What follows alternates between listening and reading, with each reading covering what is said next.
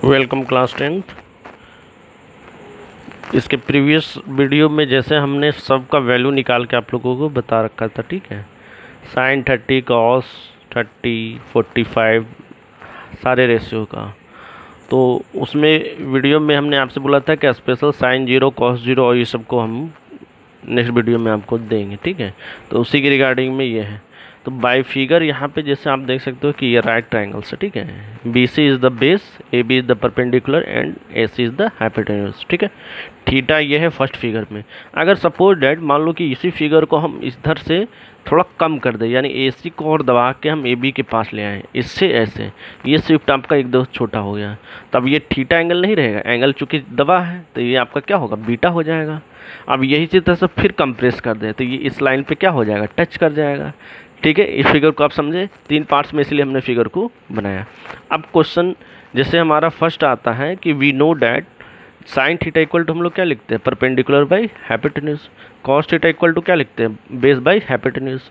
तो अगर हम मान लो कि यहाँ से ए बी है और ए सी, ये पूरे फिगर्स को हमने जिससे समझा रखा था, ठीक है।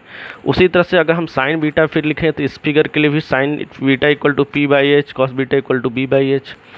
थर्ड में अगर इस फिगर को ध्यान दें तो अब यहाँ से हम लोग जीरो की बात करें, क्योंकि एंगल ये हमारा यहाँ पे क्या हो गया, जीरो हो गया, सट गया है। ये आपका ए जो है पूरा इस पर कोलेप्स कर गया। तो cos zero that the means of the base. Base तो हमारा चेंज नहीं हुआ, लेकिन हमारा जो हाइपोटेन्यूज था वो किस पे लाइक कर गया, इस पे लाइक कर गया। इसीलिए कॉस जीरो जब होता है तो दोनों हमारा बराबर हो गया, बेस हाइपोटेन्यूज के बराबर। अगर आप ऐसे समझो नहीं तो कि अगर हम एक यहाँ से ये सर्कुलर पाथ लिए, ठीक है, और सपोज डैट ये हमने एक लिया, यहाँ से सर्कल एक खींच लेते हैं, ठीक है। ये आपका कोऑर्डिनेट हो गया एक्स एक्सिस, ये आपका हो गया वाई एक्सिस।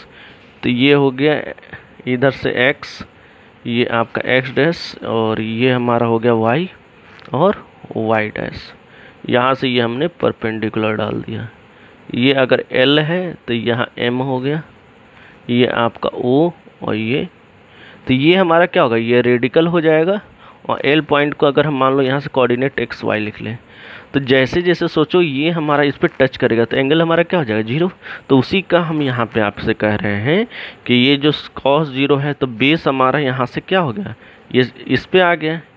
तो ये ट्रायंगल में बेस जब सेम हो जाएगा तो cos zero equal to B by B equal to 1, okay. Now sine zero की बात करें तो साइन में हम जान रहे हैं कि क्या होता है, परपेंडिकुलर बाई हाइपोटेन्यूज। तो यहाँ परपेंडिकुलर हमारा क्या था, ए बी हमारा किस पे है,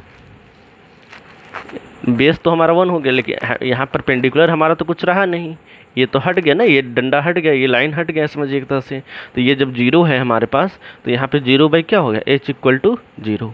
सिमिलरली उसी तरह से अगर हम साइन 90 की बात करें तो 90 में जैसे आपने अभी बताया ना कि परपेंडिकुलर बाय हाइपोटेन्यूज, तो परपेंडिकुलर बाय हाइपोटेन्यूज, परपेंडिकुलर में अगर यही चीज़ एंगल ये सटते हुए इधर आ जाए तो ये ए बी बराबर इस बाय हाइपोटेन्यूज ए पी और एच ये दोनों बराबर हो जाएगा। तो यही चीज़ हमारा यहाँ लिखने का मतलब है कि ए बी बाई ए सी जैसे हम लिखे तो A B by A B equal to क्या हो जाएगा, 1।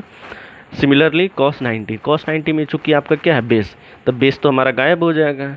इस बार हमारा बेस क्या हो जाएगा, जीरो हो जाएगा, क्योंकि 90 के है। सोचो ना खुद, हम जैसे अगर हम इस सर्कल में यहाँ से शिफ्ट होते होते यहाँ आ जाएं तो बेस हमारा यहाँ शिफ्ट हो जाएगा, सट जाएगा इसी में। इसीलिए यहाँ पे बी सी इक्वल टू क्या हो गया, जीरो, और नीचे क्या है ए सी, तो 1 90 का वैल्यू हो गया, कॉस 90 डिग्री का 0, ठीक है। तो इसलिए रिक्वायर्ड रिजल्ट यहाँ से हो गया cos sine 0 equal to 0, cos 90 equal to 0 and cos 0 equal to 1, sine 90 equal to 1। Thank you.